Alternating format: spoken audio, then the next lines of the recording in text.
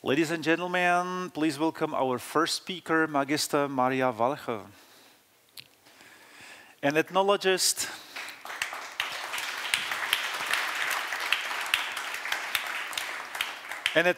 and leading expert on intangible cultural heritage. She has worked extensively with UNESCO, advises the Association for Natural Medicine in Europe, and received the Business Medal for her outstanding contributions for traditional naturopathy. Magister Walcher, welcome and go ahead.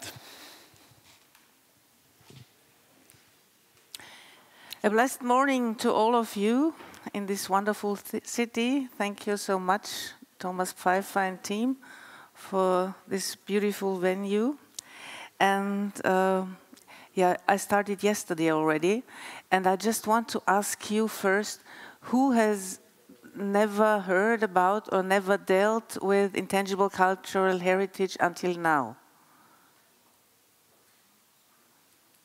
You all know about, hello.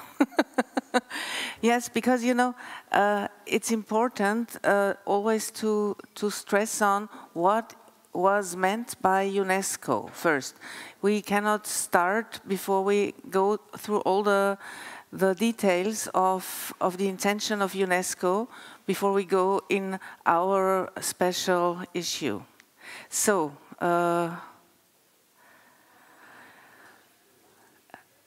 in brief words, UNESCO is now 22 years in charge of the Convention of Intangible Cultural Heritage.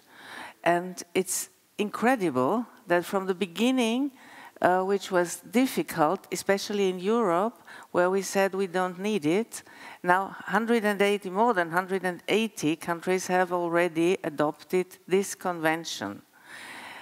The high appreciation is because of the inclusion of the civil society, and I have to say that it's a convention that deals with the empathy of people. This is very important. It is not putting something on the list, just a name, and to get an emblem or something like that. No, you are dealing with the empathy of people, and this is very important. And for many reasons, but this is, I think, one of the most important. You catch people by dealing with intangible cultural heritage. You go into the hearts of people. The purposes of the convention is, first of all, safeguarding. Safeguarding does not mean you can keep something in a special situation or in a special status, because culture is always a process, is always going on. But safeguarding is taking care of something. That means you have to be careful with the things and have to think about how can we keep it alive, how can people are allowed to do what they want to do. Ensure respect for the intangible cultural heritage, because it is so different in all parts of this world. What is very important for you might seem not legal in our countries, and this is really very tricky to respect culture. And it's even in a small country like Austria, you cannot imagine. We are so little in all our regions, but Viennese people do not understand what in Tyrol is happening and how people deal with something. So it's even in such small places not possible to know everything, and always to say respect is the first we have to be aware of. Raising awareness, this is important, especially now in our case. You get awareness of public when you are in the lists. This is true. Whatever you do afterwards with that, this is in your competence. And international cooperation is preferred and assistance is given. Well, there are on international level, we have 3 lists. We'll go through that afterwards. But first of all, before you go to the international lists, you have to be you have to take your traditions into a national register. That means not you, but the groups or communities who are living a tradition. They have to go for a national list. And it's up to the countries how this list is set up. It's not said by UNESCO how to set up a national list. So it's really very, very different in the countries how this list functions. But it's important to know that this is the first step of all. And of course, this is again something political. It's in the will of the country if they do it and how they do it. But the communities are asked to have to be involved. That's important. Criteria for inscription, they are very wide. It's not so a strict thing, but it gives a feeling for that. Transmission from generation to generation. In Austria, we say it has to be at least 3 generations from now back. This would make sense for being a tradition. You need one person who has got something, knowledge or competence or something like that, a ritual, and wants to give it to the next generation. I think that makes sense, the 3 generations. For us, it's important the 5 domains. Domain 4 and 3, 4, and 5 are perhaps the main focus. And in the European countries, I have to say, domain 4 really was in, how do you say, it brought a little stress on our cultural institutions, because nature and the universe, that sounds so esoteric. And spirituality is something we have lost in dealing with our culture. And it's very important, of course. Oh, I went too fast? Yeah. So it has to be in those 5, one of those 5 domains, recreated by communities without a break, it has to be in continuity.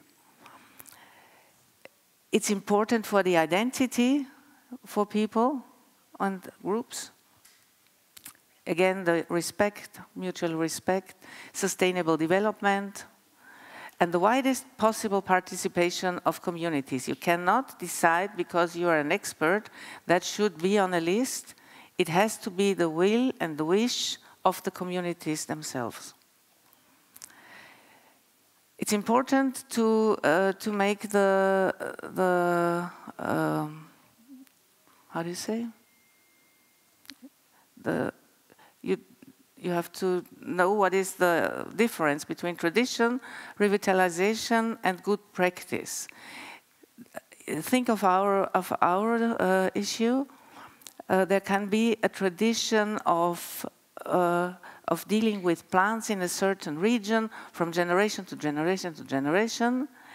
And it can be the situation that there was this tradition and somebody thinks it's important to do this again after some decades. So that is not the same. It is not the same. It's another thing, and this is not for all the lists. And good practice is a certain idea of UNESCO to make a list for those, and many of us are in this part of dealing with tradition. Good practice is to make projects on keeping awareness for traditions, and I think this is an interesting point for us. Just for your association, I have put some of the healing methods and traditional medicine, Austria, Switzerland, Germany, to see what could it be. For Austria, I think it's very interesting to have the specialities of individual pharmacies, because the craftsmanship of pharmacists will be forgotten soon, and is already forgotten in many European countries. So we should think about bringing this to a list. The rest you can. What I think is interesting in Switzerland, faith healing or praying for health, it's a different expression in two cantons. And we have this in Austria too, but the people who do this in Austria do not want to be seen. So I think, yeah, we should accept that too. Germany and Austria have the Kneipp therapy in the list already, so we could think about going to an international list, perhaps with Switzerland or another country, to bring this to the international list. So far to Middle Europe and the German-speaking countries. Just some photos. I like very much the photo of the nuns, herbal knowledge in the convents of central Switzerland. Of course, the herbal knowledge in convents could be a European inscription, but it will take some time to bring that to all the national lists. So, UNESCO. You have the UNESCO emblem, and on the right side you have the emblem for intangible cultural heritage. And of course, UNESCO is always something people want to have, perhaps for touristic or political or whatever means. But this is not for what we should go. We should go for awareness, I think. So we have 3 international lists: the representative list, the list in need of urgent safeguarding, which might be interesting too, but difficult because for those 2 lists we need something. The register of good practices, I think, would be something we could do easier. This is really easier to because the representative list and the urgent safeguarding list, national register is required. And so we have to think, each country has to think about what can we bring to the national list, and afterwards we could think about what can we bring together to an international list. But the safeguarding list, no inscription is required, and for that reason it's easier to go there. And I think they would like it if we could make an international inscription on the safeguarding list, because there are not so many things. Includes so far no specific elements of traditional medicine. And yeah, this I think would be a good way to start international cooperation. Just for you to know, in the international list, in the representative list, in all the lists, you have films, small films, videos, where you can get an impression. It's like a wonderland, because it's so interesting. If you start this, you don't stop. And my favorite for an international for cooperation for the representative list is this: the knowledge of the midwives. Because this is universal and it's so fine.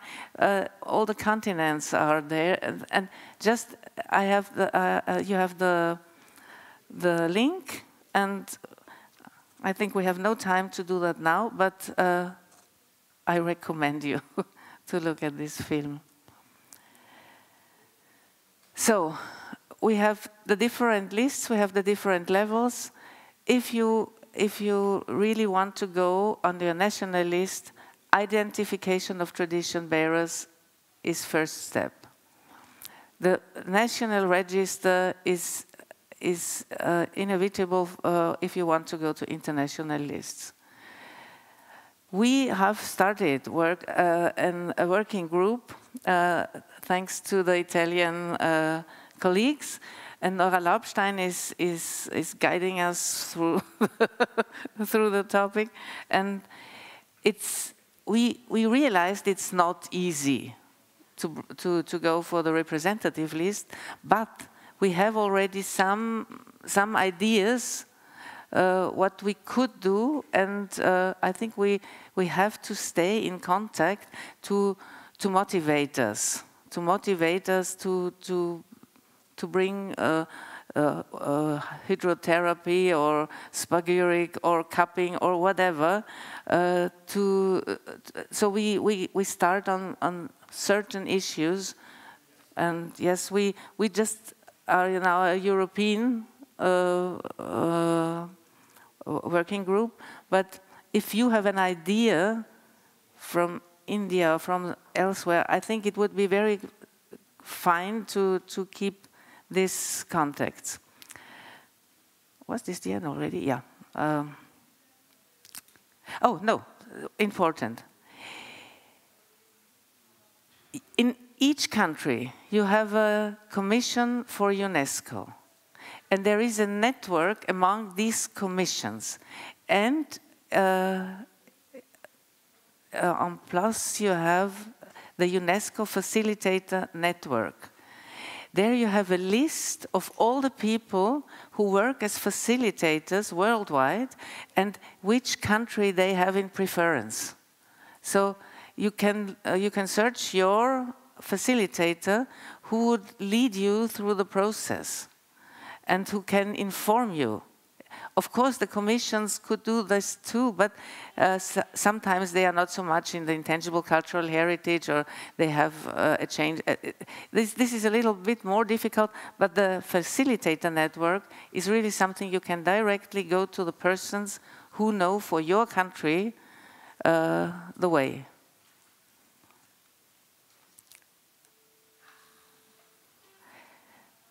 A little step for you perhaps, but for Austria, where traditional medicine was not only unknown, but mostly forbidden. We in Austria, you can do it in the family, but this is all you can do. You cannot say, I have knowledge about, and you go to prison, perhaps. No, it's not that, but it's difficult. But now, since half a year, we have the traditional European Medicine Center, Mercurio, which refers to a spagyric idea. And this is really something where you feel it's in cooperation with a well-known pharmacy. So it has a certain kind of public already, and yes, a very motivated team. So glad to have met you here. Hope to see you or hear from you, or Nora, we will see if somebody wants to join our working group. Welcome, and Thank you for your attention and a wonderful day.